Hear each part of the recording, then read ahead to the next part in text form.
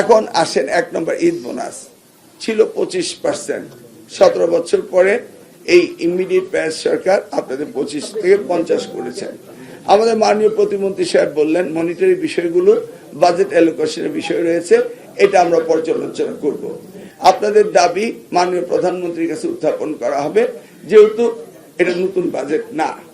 তারপরে এই আপনার এগুলি ফাংশনাল করতে সময়ও লাগবে, তবুও আমরা আপনার প্রস্তাব মাননীয় প্রধানমন্ত্রীর কাছে উত্থাপন করব, দেখি আপনাদের জন্য খানিকটা কিছু করা যায় কিনা, সেই বিষয়ে আমরা আলোচনা করব। সেলিম ভূঁইয়া সাহেব মাননীয় সংসদ সদস্য হয়েছেন, আপনাদের সভাপতি, আমরা উই ওয়েলকাম হিম, হাততালি দেন। কারণ আপনাদের একজন প্রতিনিধি মন্ত্রী না হলেও সংসদে আছে এবং ওয়েটিং টু বি মিনিস্টার। আশা করছি আল্লাহ আপনাদের,